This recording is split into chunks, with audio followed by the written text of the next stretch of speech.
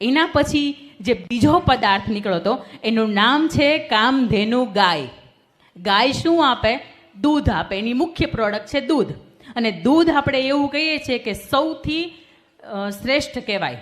અને ગાયનું દૂધ હોય ને એ સૌથી ગુણવત્તામાં પણ સારું કહેવાય. અને ગાયનું દૂધ છે એ વિચારોની શુદ્ધતાની સાથે મેચ થાય છે. ગાયના દૂધમાં જે શુદ્ધતા છે ને એવું તમને આ કથા એવું શીખવે છે, આ પરિબળ એવું શીખવે છે કે આપણા વિચારો છે ને એની અંદર પણ શુદ્ધતા હોવી જોઈએ. કેટલા લોકો એવા છે કે જેના ઘરની અંદર પાણી આવે છે અથવા તો ગોળામાં તમે પાણી ભરો છો તો એ કોઈને કોઈ રીતે ગળાઈને આવે છે. કેટલા લોકોના ઘર એવા છે કે ક્યાંક ને ક્યાંક તમે પાણી ઉકાળો છો, ફિલ્ટર કરો છો, ગાળો છો, અથવા તો કેન વોટર હવે તો આવી ગયું છે આપણું, એનાથી અદ્યતન ટેકનોલોજીનું ફિલ્ટર. કેટલા લોકોને ત્યાં પાણી ગળાય છે? Riser hand. ગળાતું જ હોય આમાં, પણ ઘણા નક્કી કરીને આવે બહારથી આપણે હાથ બૂચો નથી જ કરવો તો પછી ન ગળાયો. હવે તમે પાણી એટલા માટે ગાળીને પીવો છો કે એ દૂષિત પાણીથી આપણું શરીર છે એ દૂષિત ન થાય, એ રોગિષ્ટ ન થાય એટલા માટે. પણ કોઈ પણ વિચાર જ્યારે મગજની અંદર આવે ત્યારે આપણે એવું વિચારીએ છીએ કે ખરાબ વિચાર મગજની અંદર આવશે તો આપણું મન પણ ખરાબ થશે. આવો વિચાર આવે છે આપણને.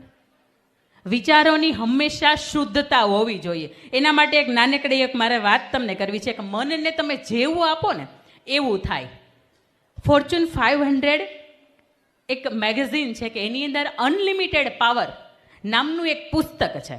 અને એ પુસ્તકની અંદર એક મજાનો પ્રસંગ લખ્યો છે. પ્રસંગ કંઈક એવો છે કે એક અમેરિકાની અંદર એક કેદી હતો અને એની ઉપર એક સંશોધન કરવાનું હતું. એટલા માટે એ વ્યક્તિને મૃત્યુદંડ આપ્યો હતો અને એ વ્યક્તિને ઇલેક્ટ્રિક કરંટથી મારવાનો હતો.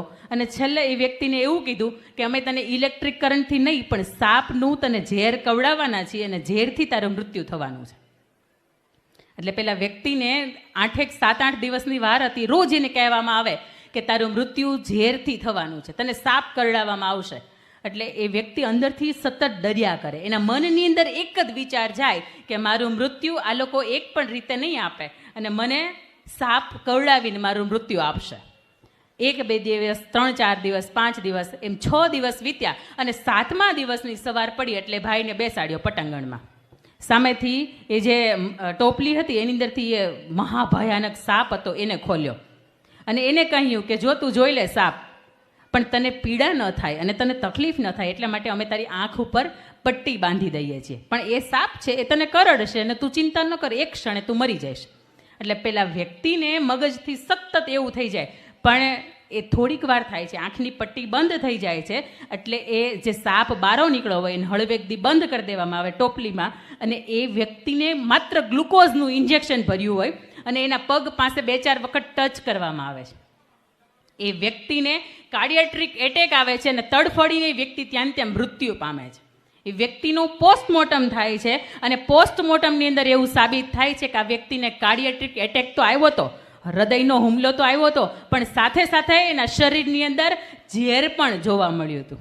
આ મગજની તાકાત છે. તમે મગજને જે આપો ને એ શક્ય છે. એટલે જ માટે મેં તમને કીધું કે આ એકે વાતનો ગપ્પો નથી. આ ફોર્ચ્યુન 500 એટલે વિશ્વની ટોપ સૌથી શ્રેષ્ઠ 500 કંપની હોય અને એમાંથી જે એના જે કર્મચારીઓ હોય એને જે બોધપાઠ આપવાનો હોય અને એ જે પુસ્તકો સિલેક્શન કરીને આ એમાંનું એક પુસ્તક છે અનલિમિટેડ પાવર. એ વ્યક્તિના શરીરની અંદરથી આ તમને ઝેર નામનું તત્વ મળ્યું એ કેવી રીતે મળે? એના મનની અંદર એણે વિચાર્યું હતું કે આ થશે, મને ઝેર જ આપ્યું છે. એ વ્યક્તિને તમે ગ્લુકોઝનું ઇન્જેક્શન પણ ઇન્જેક્ટ નહોતું કર્યું, તેમ છતાંય તે અસર થઈ. અને બીજી તરફ મીરાબાઈને ઝેરનો કટોલો આપ્યો હતો, પ્યાલો આપ્યો હતો, એ હસતા મુખે પી ગયા હતા. પ્રભુનો પ્રસાદ માનીને એને એવું નહોતું કીધું કે હું જે પીવું છું એ ઝેર છે એટલા માટે તમારી મારી સમક્ષ ઉદાહરણ છે કે વ્યક્તિને કંઈ નહોતું થયું. એ આપણી જેમ સામાન્ય માણસ જ હતા. પણ તમે મનથી કોઈ નક્કી કરો છો કે આ આમ જ છે તો એ એમ જ હોય અને એમ જ થાય. તમે અહીંયાથી આના છે ને આ law of attraction the secret પુસ્તક છે એક, એનોય નિયમ છે. જે વિચારોની થાય તમારામાં તાકાત હોય ને તો આ તમે બહુ શ્રદ્ધાથી વિચારી જોજો કે 1 વર્ષની અંદર મારે આંગણે 4 વ્હીલર બહુ ટોપ મોડેલની ગાડી આવે. એના માટે તમારે સતત કટિબદ્ધ રહેવાનું. રોજ પોતાની જાતને એમ કહેવાનું કે જે તે સમયે હું આ 4 વ્હીલરની અંદર હોઈશ. એ હોવ તમે. કારણ કે law of secret, law of attraction એવું કહે છે કે તમે જેવું વિચારો ને એવું થાય. એના પછી ત્રીજી વાત છે ત્રીજો પદાર્થ નીકળો, એનું નામ હતું ઉચ્ચ શ્રવા ઘોડો.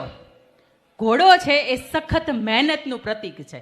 તમે કોઈ પણ બીજા પશુ પક્ષીઓ જોયા હશે તો એ બેઠા હશે ને, આરામ કરતા હશે, પણ ઘોડાને ક્યારેય તમે બેઠેલો જોયો? આપણી ઓફિસની અંદર, ઘરની અંદર આપણે 7 ઘોડા દોડતા હોય એવો ફોટો કેમ લગાવીએ છીએ? કે આપણું નસીબ છે, આપણી પ્રગતિ છે એ પણ દોડતી રહે. વિદ્યાર્થીઓ માટે મારે ખાસ કહેવું છે કે આપણા પાટીદાર સમાજનો દીકરો ગયા વર્ષે કાર્તિક જીવાણી આપણા સુરતનો કેટલા ઓળખે છે? હા, હવે એની ખાસિયત હું તમને કહું.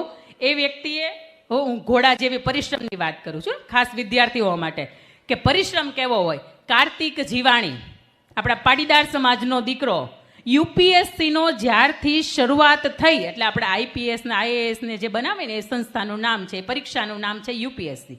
એની જ્યારથી શરૂઆત થઈ ત્યારથી આજ સુધીમાં ટોપ 10ની અંદર એક પણ ગુજરાતી વ્યક્તિ આવ્યો નહોતો.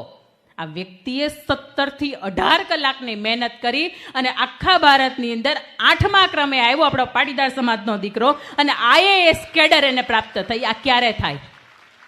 ઊંઘની અંદર પણ સતત તમારે ઘોડાની જેમ દોડવું પડે. અને બીજું, મારે તામિલનાડુની ખાસ દીકરીઓ માટે વાત કરવી છે. આજના સમયમાં આપણે દીકરીઓને છે ને રીલ્સ જોવાનું ચાલુ થઈ ગયું છે. લિપસ્ટિક લગાવવાનું, હાઈ હીલની સેન્ડલ પહેરવાનું, પાછી નવું જે પણ આવ્યું હોય એમાં આપણે મોટા વરાછામાં બધું દેખાય જ આવે. આમને ખાલી રોડ ઉપરથી નીકળ્યા હોય ને તોય દેખાય કે આ નવું કંઈક આવ્યું છે. તામિલનાડુની એક દીકરીની વાત કરવી છે. એનું નામ હતું નાગરત્ના. એના મમ્મી ભીખ માગવાનું કામ કરે. કારણ કે એક વખત બરાબર સાંભળજો, એના મમ્મી ભીખ માગવાનું કામ કરે મંદિરની બહાર બેસીને. એના પપ્પા દારૂડિયા.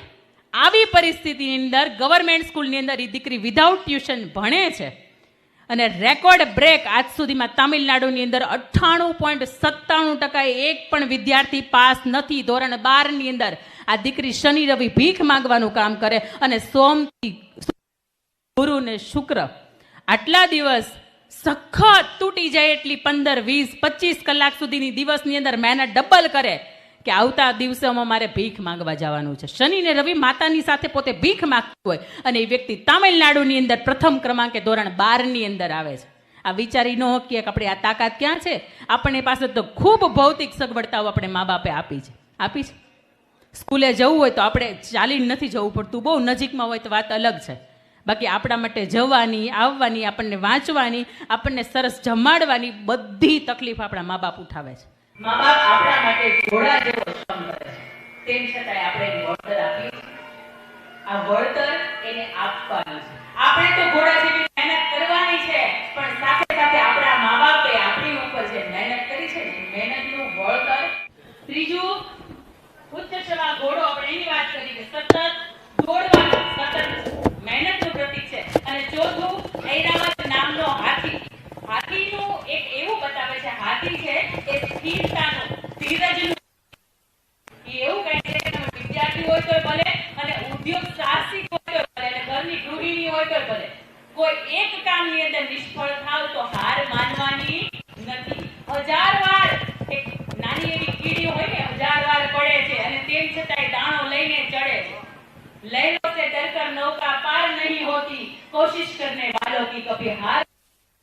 चीड़ी गिरती है, उछलती है, फिर गिरती है, हर बार उनकी मेहनत बेकार नहीं होती, कोशिश करने वालों की कभी हार नहीं होती. एक वक्त विषयમાં ફેલ થયા તો તમારા માટે ઓપ્શન છે, પૂરક પરીક્ષા આવે છે. 3-4 વિષયમાં તમારી પાસે ઓપ્શન છે. એક વર્ષની એક્ઝામ. કદાચ ઘર પરિવારમાં તમે કોઈ સાસુ તરીકે કે કોઈ વહુ તરીકે તમારો સંબંધ નિભાવવામાં ફેલ થયા છો તો તમારા માટે સુધારવા માટેનો એક નવો સમય આવે છે. કોઈ ઉદ્યોગ સાહસિક માટે કોઈ ફેલ થયા છો તોય તમારા માટે એક સમય આવે. તમે મેં જે કપડાં પહેર્યા છે ને એ જે સિલાઈ મશીનની શોધ સેમ્યુઅલ હોલ નામના વ્યક્તિએ કરી. એ વ્યક્તિ 9 વખત ધંધાની અંદર ફેલ ગઈ હતી. કેટલી વખત આપણે અહીંયા, હું એવું માનું છું કોઈ પણ એવું નથી બેઠું કે 9 વખત એક ડે કોઈ પણ નવા ધંધા કરે ને એમાં ફેલ જાય છે. કોઈ 9 ધંધાની અંદર ફેલ ગયા હતા, તેમ છતાં એની અંદરની ધીરજ હતી ને એ ટકી હતી. 10મો ધંધો શરૂ કર્યો અને સિલાઈ મશીનની શોધ કરી. આજે આખું વિશ્વ છે ને એ સિલાઈ મશીન ઉપર આધારિત છે. અને એના પછીનું મારે તમને આ ઉદાહરણ આપવું છે કે લાઇટના શોધક કોણ? Thomas Alva Edison. આપણા ભણવામાં આવતું. હવે થોમસ આલ્વા એડિશનના જીવનનો એક મજાનો પ્રસંગ તમને કહું કે સવારમાં ઉઠીને પોતે બ્રશ કરતા હતા અને ટીવી ચાલુ હતું. જોયું કે ટીવીની અંદર કોઈ ફેક્ટરી બળે છે એવા સમાચાર આવે છે. પછી ખબર પડી કે આ તો મારી જ ફેક્ટરીની વાત થાય છે. એટલે 5 વર્ષનો દીકરો અને હાથ મોઢામાં બ્રશ રહી ગયું અને ફટાફટ એક વોકિંગ ડિસ્ટન્સ હતો એ રહેતા હતા ત્યાંથી એની ફેક્ટરીનો. ત્યાં પહોંચ્યા અને ત્યાં જઈને જોયું ને તો બધું બળીને ખાક થઈ ગયું હતું, ભૂક્કો થઈ ગયું હતું. તેમ છતાંય હું સ્થિત પ્રજ્ઞતાની ધીરજની વાત કરું છું. ત્યાં પહોંચ્યા અને એના દીકરાને એવું કીધું કે બેટા જા તું ઘરે, તારા મમ્મીને બોલાવી આવ.